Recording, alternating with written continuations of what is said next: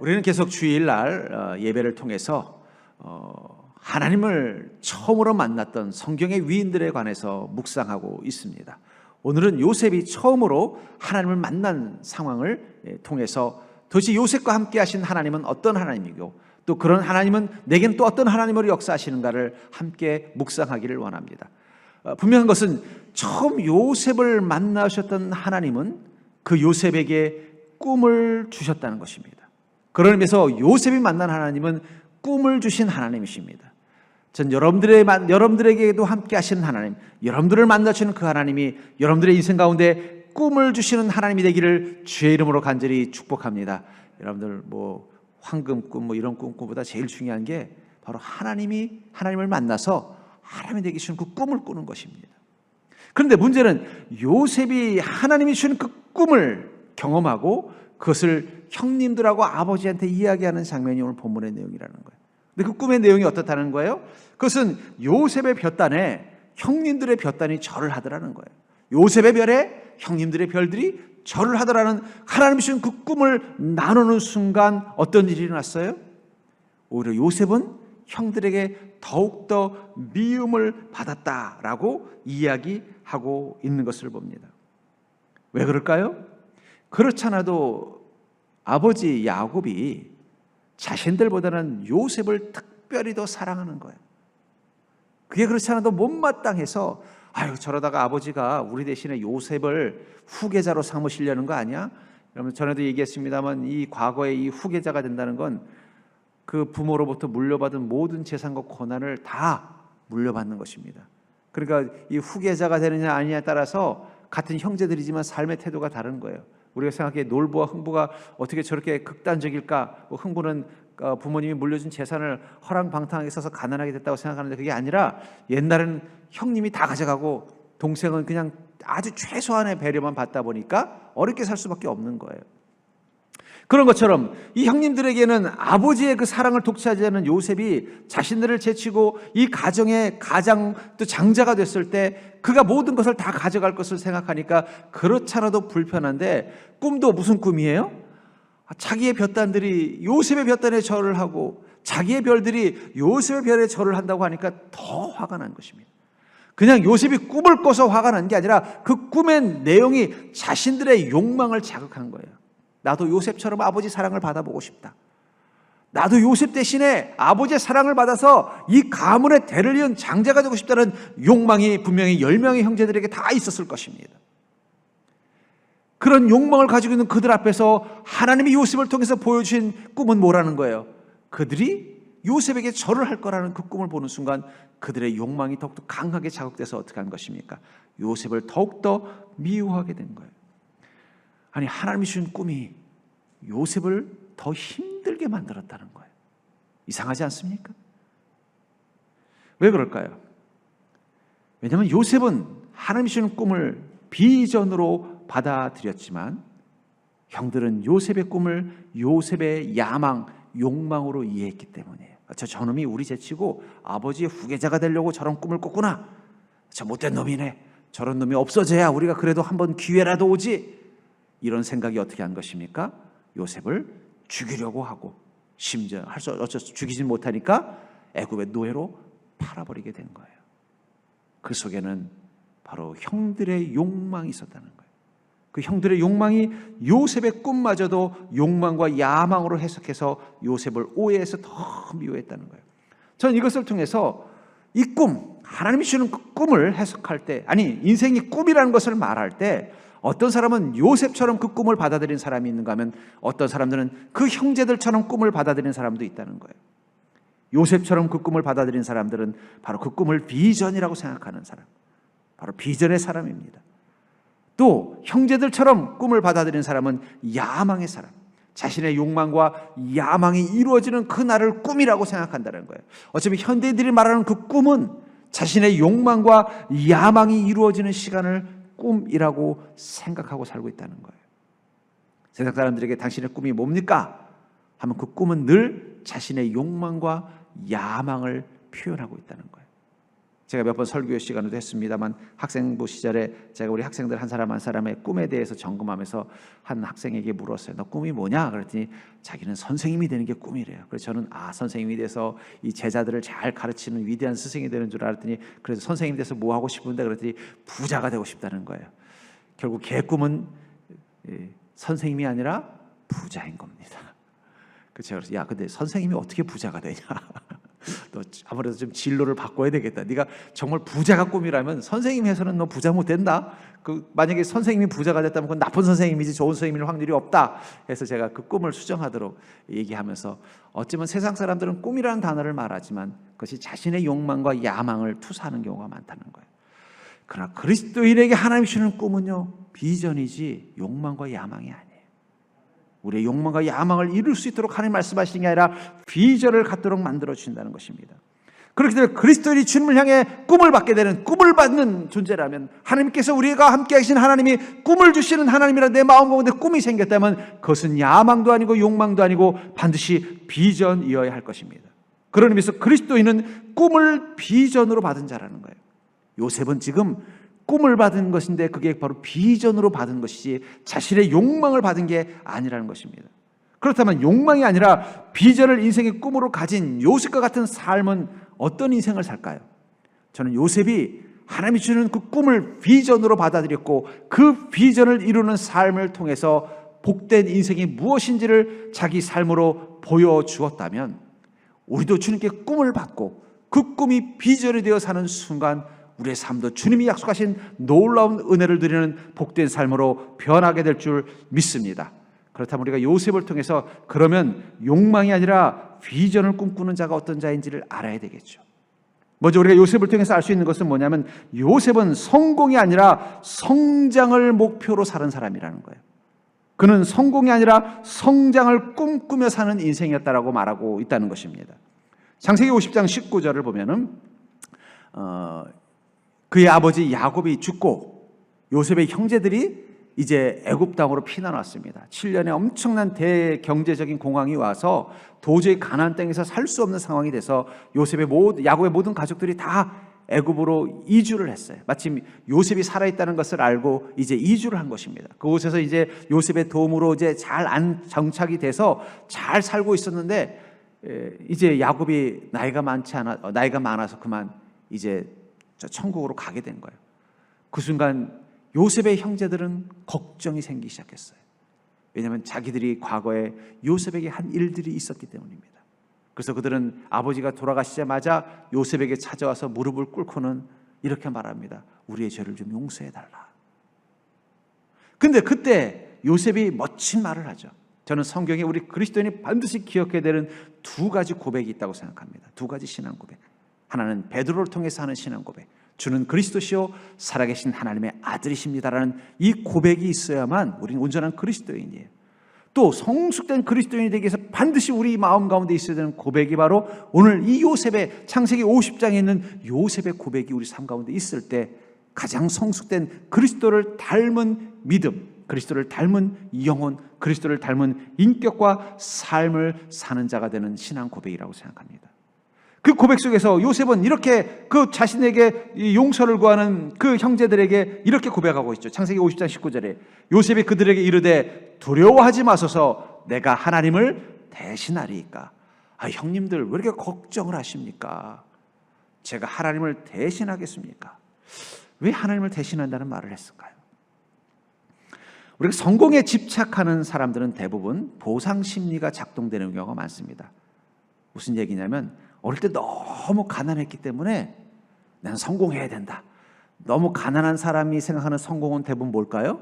그건 돈을 많이 버는 거예요. 나는 어릴 때 너무 가난했기 때문에 꼭 존경받는 사람이 되겠다 이런 생각하는 사람이 별로 없다는 거예요.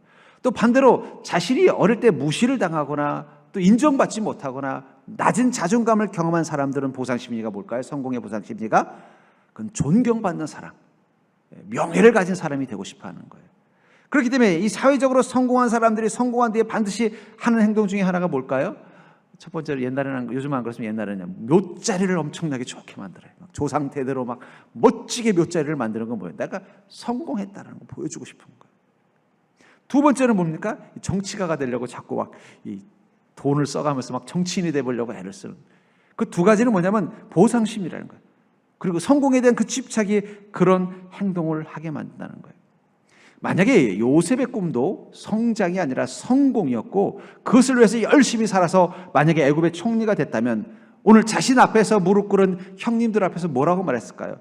아이고 두려워하지 마십시오. 내가 하나님을 대신하겠습니까? 라고 말하지 않고 이렇게 말했을 거라는 거예요. 이런 날 올 줄 몰랐어요? 나는 언젠가 이런 날 올 줄 알았어요. 내가 그동안 얼마나 칼을 갈았는지 알아요?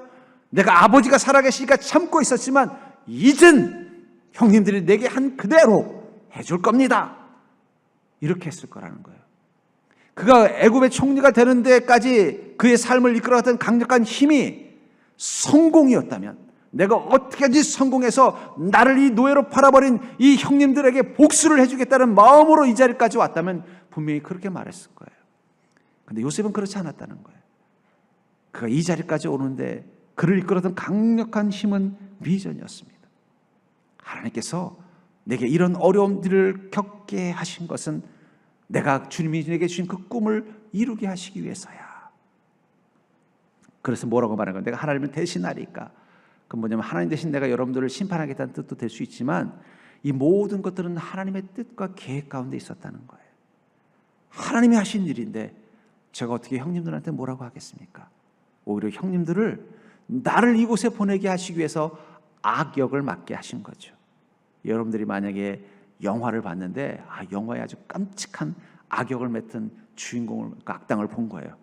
근데 그 사람이 만약에 길에서 옆에서 지나가는데 그 사람을 보고 그 사람을 두들겨 패면 그건 그 사람이 바보입니까? 때린 사람이 바보입니까? 우리는 왜 그 사람을 미워하지 않아요? 그건 악역이라고 생각하기 때문이겠죠. 요셉은 지금 어떻게 생각했냐면 형님들이 나를 이렇게 힘들게 했던 모든 것들은 하나님께서 내게 주신 그 꿈이 이루어지도록 하시기 위해서 형님들을 도구로 쓰신 것입니다. 근데 제가 어떻게 감히 형님들에게 그런 마음을 품겠습니까? 이렇게 마음을 가질 수 있었던 것은 무엇 때문이라는 거예요? 요셉이 이 자리까지 오를 때 그의 마음속에 있었던 꿈은 성공이 아니라 성장, 하나님의 모든 계획들이 이루어지는 것을 꿈꾸는 성장이었다는 것입니다. 우리 찬양 중에 보면 나의 나된 것은 하나님의 은혜다라는 그 고백이 있어요. 근데 여러분들 나의 나됨이라는 것, 하나님의 은혜라고 고백할 수 있는 그 나의 나됨에는요 좋은 일만 있나요? 고난을 당할 때도 고난받는 내가 있죠. 환난을 겪는 내가 있습니다. 모함을 당하는 내가 있습니다. 실패를 경험하는 내가 있습니다. 외롭고 고독한 나도 있다는 거예요. 그것마저도 하나님의 은혜라고 말할 수 있는 고백을 할 수 있는 것은 바로 성장을 꿈꾸는 비전을 가진 사람만이 가능하다는 거예요. 요셉도 보디발 장군집에 노예 생활할 때도 아마 그 찬양했을 거예요. 나의 나된 것은 주님의 은혜입니다. 왕의 감옥에 갇혀 있을 때도 나의 나된 것은 주님의 은혜입니다. 그들 요셉만 그랬나요? 바울은 또 어떻습니까? 감옥에 갇혀서 매를 맞고 감옥에 있을 때도 그 속에 찬양할 때 아마 부를 찬양한 찬양이 뭐예요? 나의 나된 것은 하나님의 은혜라. 그 순간 옥문이 열린 거죠. 여러분들, 우리가 주님의 은혜를 해석할 때 내 인생을 하나님이 성공하게 해주시는 게 목표라고 생각한다면요, 고난받는 나, 실패받는 나, 고독한 나는 하나님의 은혜를 경험하지 못하는 거예요. 그러나 그것이 성장을 위한 하나님의 계획이라고 믿는 사람은 고난받는 나, 실패받는 나, 고독한 나도 하나님의 은혜 가운데 있다고 고백할 수 있는 것입니다. 그래서 시편 119편 71편에 보면 고난 당하는 것이 내게 유익이라 이로 말미암아 내가 주의 율례들을 배우게 되었나이다. 여러분, 이 고백을 할 수 있는 것은 비전을 가진 그리스도인만 가능하다는 거예요. 하나님이 주는 꿈, 비전은 성공을 꿈꾸게 하는 게 아니라 성장을 꿈꾸게 하는 거기 때문에 고난마저도 내게 유익이라고 말할 수 있는 것이라는 거예요. 내가 고난당하지 않았으면 어떻게 주님의 말씀을 더 깊게 이해하고 깨달을 수 있었겠어? 그것도 내겐 축복이야. 내 성장을 위한 축복이라는 거예요. 어쩌면 성공이라는 단어는 우리 육체의 성공을 표현하는 것이라면 성장이라는 단어는 우리 육체의 성공을 뛰어넘어서 우리의 정신과 영혼의 성공을 표현할 때 성장이라는 말을 쓰는 것입니다. 하나님 우리에게 주고 싶은 축복은 성장하는 자예요. 내 영혼마저도 성공하는 인생. 그렇기 때문에 성공을 꿈꾸는 자에게 고난이라는 것은 자신의 길을 막는 담벼락이지만 성장을 꿈꾸는 자에게 고난은요, 사다리와 계단과 같은 것입니다. 그걸 밟아야 더 높은 곳을 향해 올라갈 수 있는 거예요. 그걸 딛고 올라서야 더 높은 곳으로 갈 수 있다는 것을 믿기 때문에 그 고난의 시간마저도 내게 유익이요 은혜라고 고백할 수 있다는 것입니다. 여러분들 중에는 지금 나의 나된 모습이 실패하는 나, 절망하고 있는 나, 외로움 속에 있는 나, 고난 가운데 있는 나를 볼 때가 있을 것입니다. 그때 나의 나된 것도 하나님의 은혜라고 고백할 수 있는 믿음은 바로 고난도 내게 유익이라고 말할 수 있는 바로 성장하는 믿음, 성장을 꿈꾸는 비전을 가진 자만이 가능하다는 것입니다. 그렇다면 여러분들에게 하나님 주시는 그 꿈은 성공하는 인생입니까? 성장하는 인생입니까? 전 여러분들이 비전을 꿈꾸는 자가 될 수 있기를 주의 이름으로 간절히 축복합니다. 두 번째로, 이 요셉은 힘이 아니라 영향력을 목표로 산 자라는 거예요. 힘이 아니라 영향력을 목표로 지금까지 살아왔다는 것입니다. 우리 창세기 50장 20절을 또 보시면, 당신들은 나를 해하려 하였으나 하나님은 그것을 선으로 바꾸사 오늘과 같이 많은 백성의 생명을 구원하게 하시려 하셨나니. 형님들은 나를 해치려고 했다는 거예요. 그때는 내가 어려서 힘이 없었기 때문에 형님들이 나를 해치려고 할 때 나는 속절없이 당할 수밖에 없었다는 것입니다.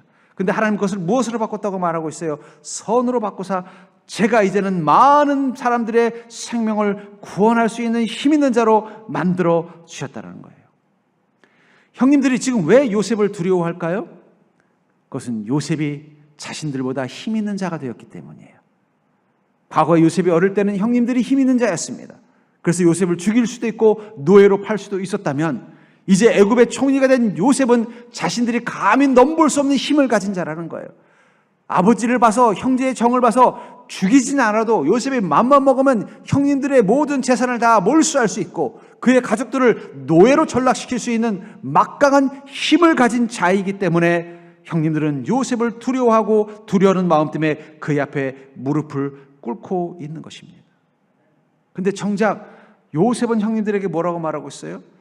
나는 그것을 누군가를 힘으로 누르는 것이 아니라 더 많은 백성의 생명을 구원하게 하도록 내게 이 힘을 주신 거지, 내가 이 힘 가지고 형님들을 겁주고 형님들에게 보복하게 하시기 위해서 이 힘을 주신 게 아니라는 거예요.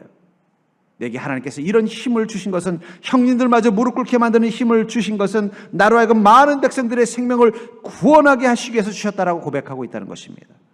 저는 이것을 통해서 힘을 가진 자와 영향력을 가진 자는 다르다고 생각해요. 자기 인생의 목표가 힘을 갖는 것인 사람은요, 그 힘을 갖는 순간 어떤 행동을 하는가, 가끔 이 인터넷에 보면은 중국의 졸부들의 어떤 추한 행동들을 볼 때 보면 재밌는 게 있죠. 뭐 그 비싼 돈 중에서도 한 10,000원권, 100,000원권 되는 걸 가지고 어떻게 해요? 그걸로 뭐 불을 붙여가지고 무슨 담배를 핀다든지, 지나가면서 그냥 휙휙 뿌리고 다닌다든지, 남들은 도저히 찰 수 없는 차를 가지고서 막 함부로 막 하면서 나는 이 정도도 누릴 수 있는 힘 있는 자라는 걸 과시하게 된다는 거예요. 그러니까 자기 인생의 목표가 힘을 갖는 건 사람은 자신이 가지고 있는 힘을 반드시 과시하고 싶게 되어져 있어요. 그러나 영향력을 가진 자는 사람은요, 자신에게 있는 힘과 능력을 다른 사람들에게 영향을 주고 변화를 시키는 데 사용하고 싶어 한다는 거예요. 그러니까 부자가 되는 것을 힘이라고 생각하는 사람은요, 자신이 부자라는 걸 과시하기 위해서 어떻게 해요? 뭐 갑자기 뭐 좋은 차로 바꾸고 사람들 앞에서 막 그 돈이 있다는 걸 막 자랑하고, 난 가진 게 돈밖에 없어, 이런 말을 하지만, 영향력을 가진 사람은, 자신이 가지고 있는 돈이 영향력이라고 생각하는 사람은 그걸 가지고 어떻게 하면 다른 사람들을 도울 수 있는가, 자기가 가지고 있는 수십조 원의 돈을 다 가난한 자들을 위해서 기부할 수 있는 것, 그건 바로 영향력을 가진 자라는 거예요. 그러면 힘을 가진 자가 영향력으로 가진 자와 다른 것이냐? 아니에요. 힘을 가진 자가 비전을 갖게 되면 영향력을 가진 자가 되는 것입니다. 그런데 힘을 가진 자가 욕망을 가지면 그것은 그 힘을 남용하는 사람이 되는 거예요. 다른 게 아니라는 거예요. 자신이 가지고 있는 능력에 비전이 있으면요, 영향력을 가진 자가 되지만, 자신이 가지고 있는 능력을 욕망만 있으면요, 그것을 과시하는 자밖에 되지 않는다는 것입니다. 요셉은 힘을 갖게 됐어요. 애굽의 총리라는 힘을 갖게 되었습니다. 사실은 지금 맘만 먹으면 자신이 애굽의 왕자리에도 올라갈 수 있을 만큼 막강한 힘을 가진 자가 됐어요. 그럼에도 불구하고 그는 그것을 자신의 욕망을 위해 쓰는 자가 아니라 비전을 위해서 쓰는 자였기 때문에 그는 자신이 가지고 있는 모든 능력을 다른 사람들을 돕고 섬기는 데 썼던 것입니다. 하물며 그 힘을 그렇게 쓰는데 자기 형님들을 괴롭히는 데 쓰겠어요? 자기도 모르는 생면부지의 사람들을 이 기근 가운데, 이 가난 가운데서 돌고 보고 생명을 살리는데 그 자신의 모든 능력을 쓰는 그 비절의 사람 요셉이 정작 자신의 능력을 자기 형님들에게는 복수를 위해 쓰겠냐는 거예요. 그러니까 당연히 뭐라고 말하는 거예요? 아이고, 왜 그런 생각을 하십니까? 하나님이 저에게 이런 힘과 능력을 주신 것은 제가 이거 가지고 사람들 앞에 힘 자랑하라고 준 게 아니라 많은 사람들에게 선한 영향력이 되라고 주신 것입니다. 그렇기 때문에 여러분들, 하나님이 힘이 되는 인생은 반드시 비전을 가진 사람이 돼야 돼요. 이사야서 12장 2절부터 4절에 보면은 보라, 하나님은 나의 구원이시라. 내가 신뢰하고 두려움이 없으리니 주 여호와는 나의 힘이시며 나의 노래시며 나의 구원이심이라.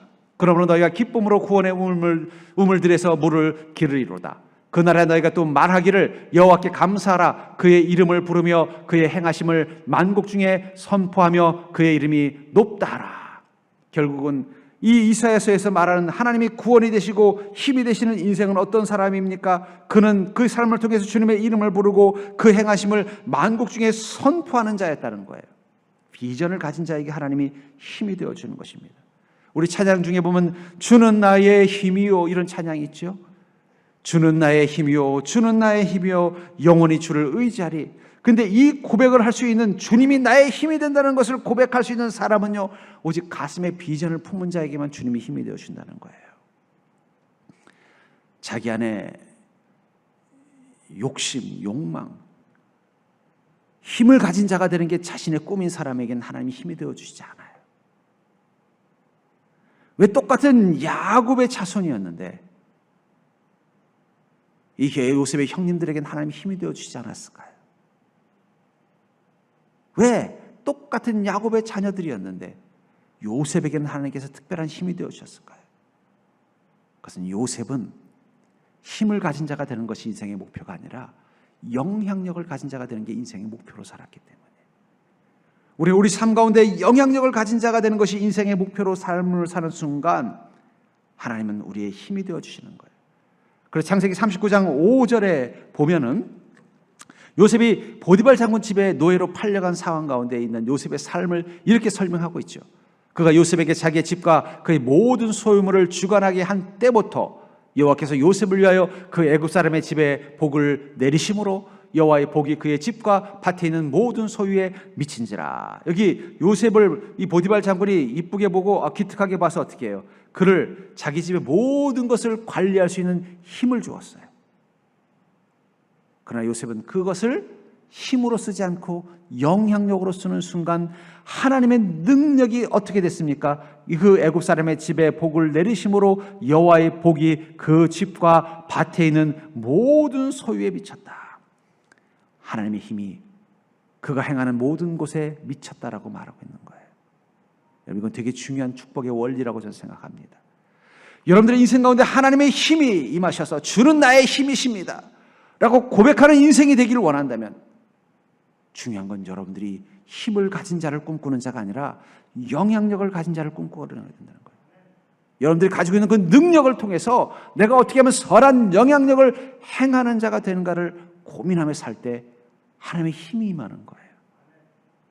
요셉에게만 하나님이 이런 능력을 준 게 아니라 요셉이 비전의 사람이었기 때문에 힘을 갖기를 꿈꾸는 자가 아니라 영향력을 가진 자가 되는 것을 꿈꾸는 자였기 때문에 하나님이 그의 힘이 되어주는 순간 그가 행하는 모든 일, 그가 머무는 모든 곳에 하나님의 능력과 은혜가 임한 것입니다.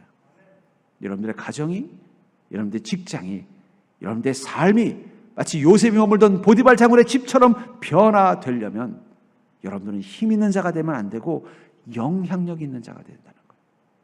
하나님 주신 그 비전을 마음 가운데 품고 여러분들에게 있는 능력을 그 비전을 통해서 비전을 따라 사용하는 순간 하나님은 여러분들이 그것을 감당할 수 있는 능력이 되어 주신다는 것입니다. 그러므로 사랑하는 성도님들, 여러분들의 가정 가운데서 여러분들이 영향력 있는 자가 될 수 있도록 기도하시기 바랍니다. 내가 내 가정을 지키고 돌보고 책임질 수 있는 능력을 가진 자 되게 해달라고 기도하십시오. 우리 가정이 하나님 보시기에 복된 가족이 될 수 있도록 만드는데 내가 도구가 될 수 있게 해달라고 기도하십시오. 그러면 하나님께서 하나님의 힘을 여러분들의 삶 가운데 미치게 하실 것입니다. 여러분들의 일터 변화시킬 수 있다는 거예요. 세 번째로, 요셉은 복수가 아니라 은혜를 꿈꾸며 사는 인생이라는 거예요. 요셉은 비전의 사람으로서 복수가 아니라 은혜를 꿈꾸며 산 인생이라고 말하고 있습니다. 창세기 50장 21절 그 다음 구절에 보면 당신들은 두려워하지 마소서 내가 당신들과 당신들의 자녀를 기르리이다 하고 그들을 간곡한 말로 위로하였더라. 요셉은 뭐라고 말해요? 아이 형님 두려워하지 마세요. 왜 그런 생각하셨어요? 내가 형님들과 형님들의 가족까지 다 책임질게요. 뭐라고 말하고 있어요? 간곡한 말로 위로하더라. 형님들이 마음의 그 근심과 두려움을 다 풀 만큼 정성껏 필요하면 제가 각서 써드릴게요. 지금 당장 제가 저기 땅 문서도 옮겨드릴게요. 걱정하지 마십시오. 우리는 요셉이 어떤 인생을 살았는지 잘 알고 있잖아요. 단지 아버지의 총애를 받았고 사랑을 받았다는 이유로 형님들이 요셉을 어떻게 했습니까? 죽이려고 했고 노예로 팔았습니다.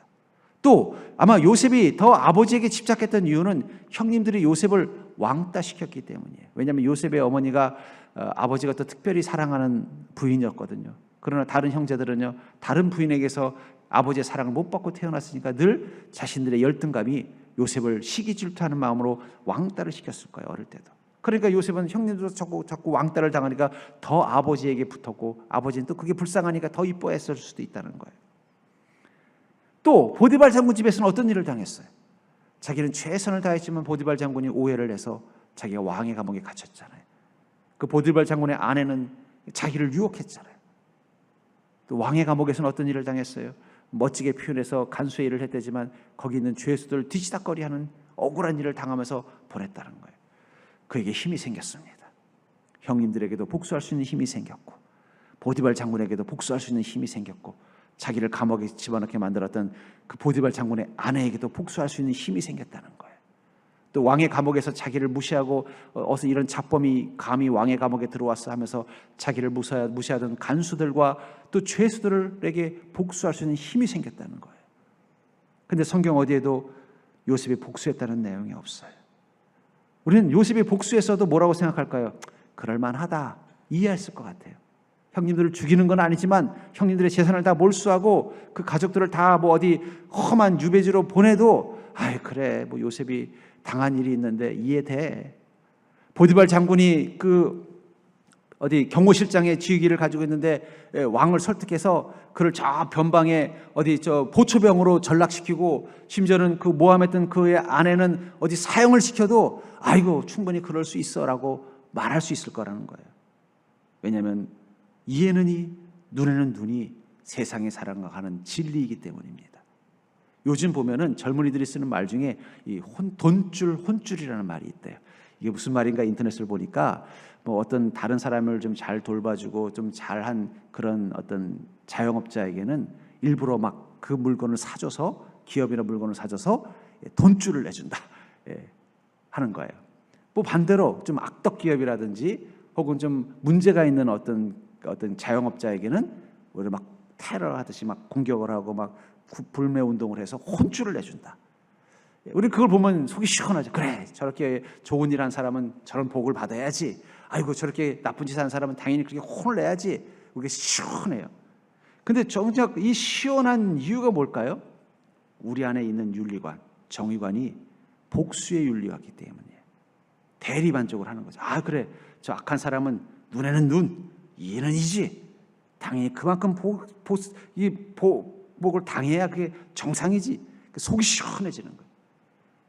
그러니까 인간이 가지고 있는 기본적인 정의관은 눈에는 눈, 이에는 이라는 복수의 윤리관을 가지고 있다는 거예요. 윤리학을 가지고 있다는 거예요. 그게 인간의 본성이라는 거예요. 그 본성 속에서 요셉을 본다면 형님들이 두려워하는 건 너무 당연한 거예요. 당한 만큼 되돌려줘야 되니까. 그런데 그는 비전의 사람이었습니다. 그래서 그는 이 복수의 윤리학을 뛰어넘게 됐다는 거예요. 누가복음 5장 38절부터 42절에 보면은 이 복수의 윤리학이라는 인간의 그 본능적인 어떤 정의관에 대해서 주님께서 말씀해 주시는 내용이 있습니다. 마태복음 5장 38절부터 42절에 보면 또 눈은 눈으로 이는 이로 갚으라 하였다는 것을 너희가 들었으나, 이게 바로 우리 인간이 가지고 있는 기본적인 정의관이죠.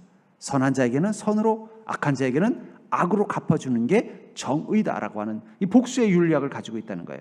나는 너에게 이르노니, 근데 주님은 뭐라고 말씀하세요? 그는 나는 너에게 이르겠다. 악한 자를 대적하지 말라. 누구든지 내 오른편 뺨을 치거든 왼뺨도 돌려대며 또 너를 고발하여 속옷을 가지고자 하는 자에게는 겉옷까지도 가지게 하며 또 누구든지 너로 억지로 오리를 가게 하거든 그 사람과 심리를 동행하고 내게 구하는 자에게 주며 내게 꾸고자 하는 자에게 거절하지 말라. 우린 당연히 이에는 이, 눈에는 눈이라고 생각하기 때문에 속옷을 가지고자 하는 자에게는 어떻게 해요? 뺏기면 안 돼요. 너도 뺏어갔으면 나도 뺏어올게 하고 속옷을 뺏어와야죠. 억지로 오리를 가게 하는 사람이 있으면 나도 그 사람을 억지로 오리를 가게 하는 게 정이라고 생각했지만 나는 그게 정이라고 생각하지 않는다. 나는 그게 윤리라고 생각하지 않는다. 뭐라고 말씀하고 있는 거예요? 누구든지 내 오른뺨을 치거든 왼편도 돌려대고 속옷을 가지고자 하는 자에게는 겉옷도 가지게 하라. 오리를 같이 가게 하거든 심리까지 동행하라라고 말씀하고 있다는 거예요. 주님이 우리에게 가르치신 윤리학, 정의의 기준은 복수의 윤리학이 아니라 은혜의 윤리학입니다. 주님이 주는 그 비전을 가진 사람은 은혜의 윤리학을 가진 사람이라는 거예요. 이 비슷한 이 내용을 누가복음 6장 28절은 또 이렇게 설명하고 있습니다.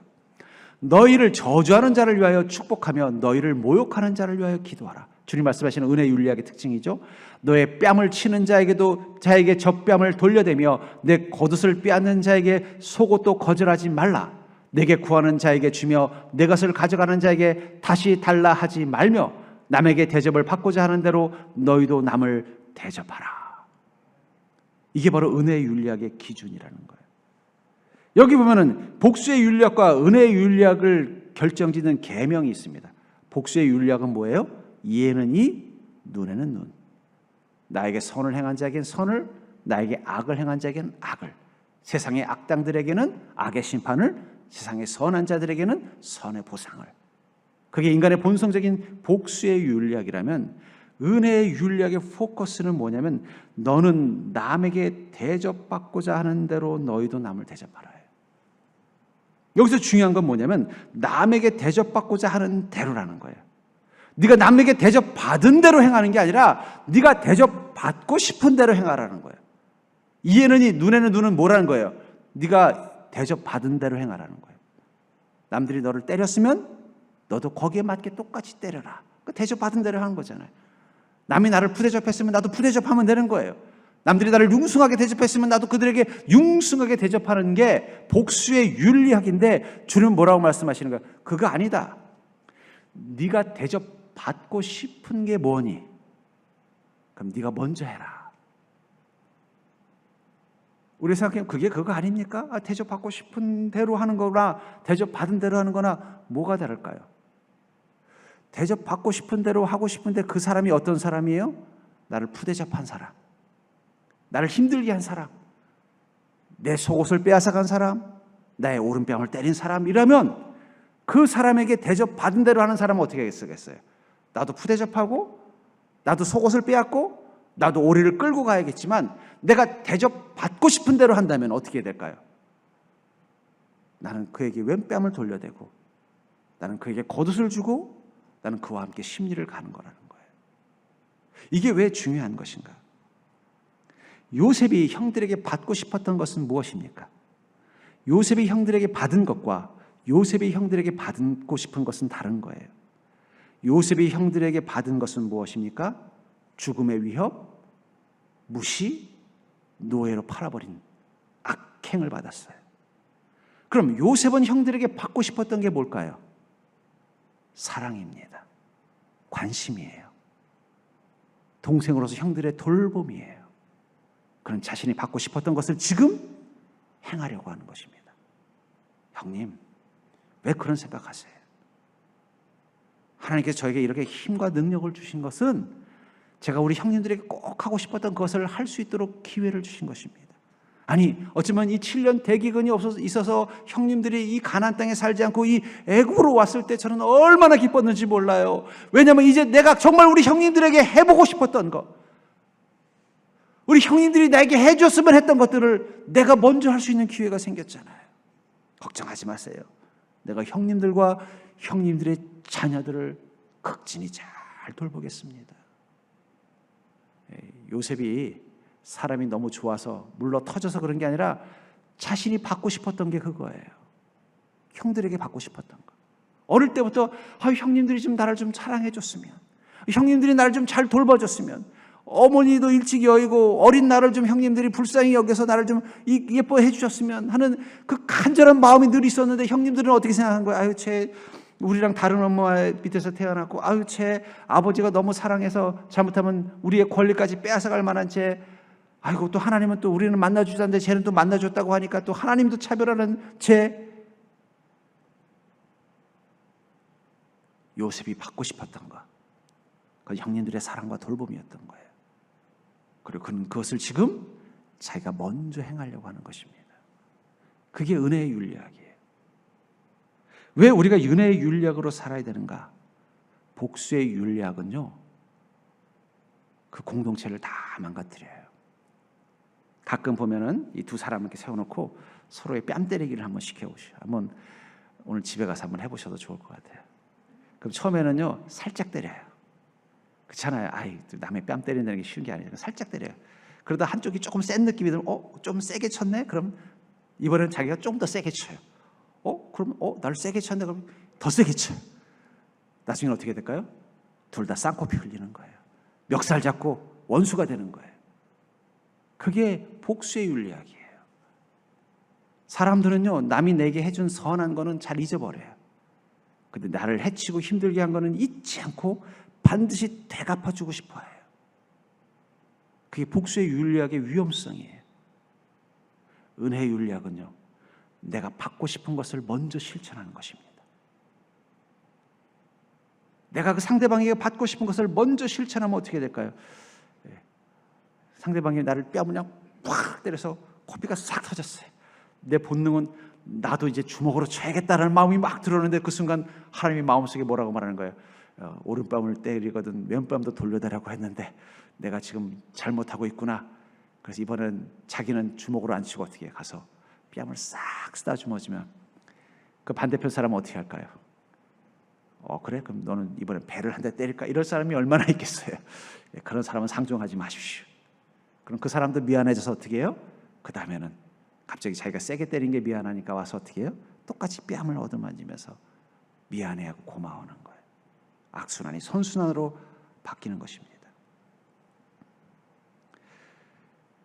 비전의 사람은 자신이 받고 싶은 대로 먼저 행하는 자입니다. 그런 마음을 가지고 관계를 맺을 때 중요한 게, 목사님 저도 그러고 싶죠. 근데 생각해 보세요. 제 속옷을 빼앗아 가는 사람, 그럼 저 빨가벗고 살라고요? 겉옷까지 주면은 빨가벗고 살라고요? 근데 그런 비전을 가진 사람에게는 하나님이 힘이 되셔요. 어떻게 해요? 하나님, 제가 속옷을 빼앗아 가서 겉옷 줬습니다. 어떻게 하면 좋습니까? 했더니 하나님이 걱정 마라. 내가 더 좋은 새 속옷과 겉옷을 추석 선물로 준비했다. 그게 은혜라는 거예요. 하나님께서 우리가 겉옷까지 벗어줘서 발가벗게 수치스럽게 하지 않는다는 거예요. 주님께서 왼뺨 때리러 오른뺨 때리면 왼뺨 돌려드라고 그랬더니 양쪽에 다 부어서 코피 터졌습니다. 그렇게 하지 않는다는 거예요.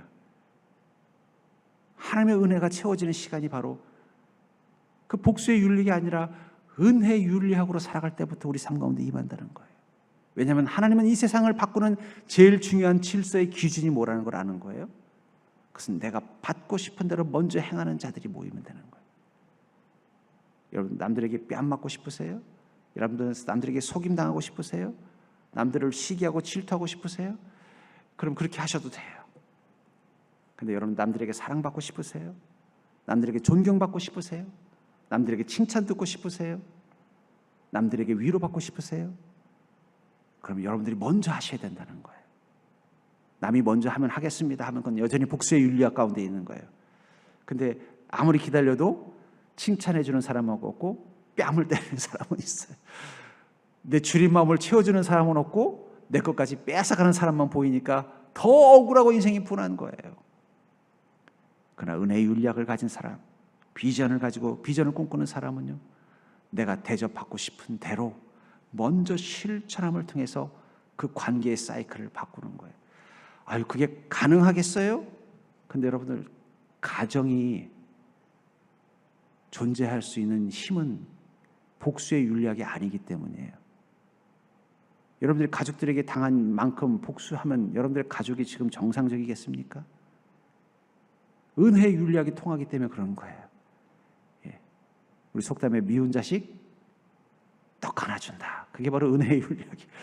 미운 자식은 떡을 주는 게 아니라 뭘 줘야 돼요?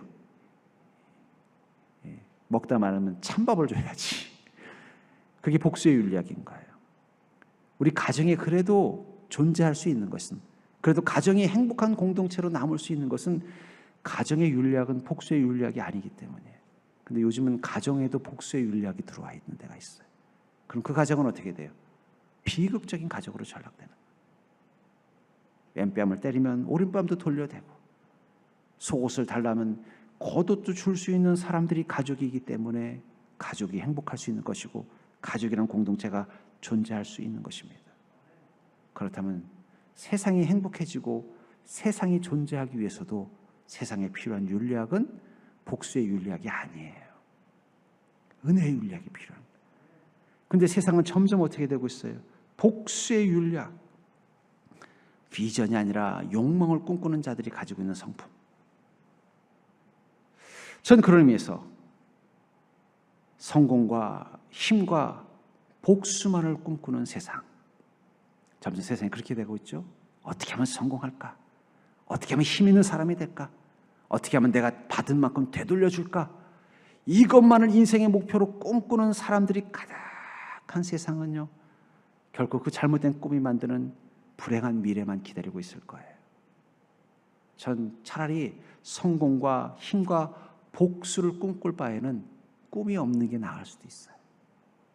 적어도 그 꿈이 없으면 잘못된 세상을 만들지는 않을 것이기 때문입니다.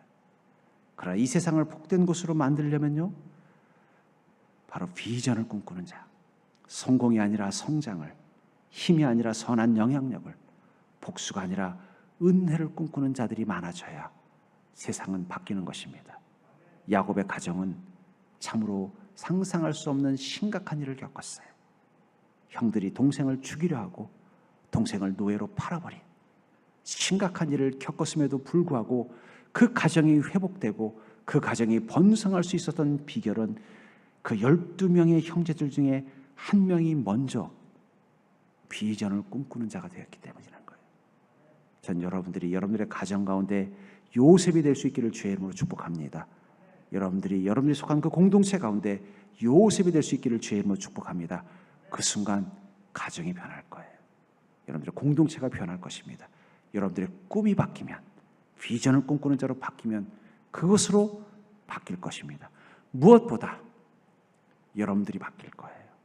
한번 요셉이 그 비전을 갖지 않고 그 험한 시절을 살았다면 그는 과연 애굽의 총리까지 올라갈 수 있었을까요? 증오심과 원망과 힘을 숭배하고 성공만을 목표로 살았다면 결코 하나님의 은혜가 그의 가운데 임해서 그 애굽의 총리까지 가지 못했을 거예요. 그리고 그 힘든 시간들을 이겨내지 못했을 거예요. 그의 마음 가운데 비전이 있었기에, 비전을 꿈꾸는 자였기에 왕의 감옥에도 갇히고 노예로도 되고 형들에게 죽임당할 뻔한 그 모든 시간들을 다 선하게 바꿀 수 있었던 비결은 그가 바로 비전을 꿈꾸는 자였기 때문입니다. 전 여러분들도 그 비전을 꿈꾸는 요셉과 같은 꿈을 가진 자가 될 수 있기를 주의 이름으로 간절히 축원합니다.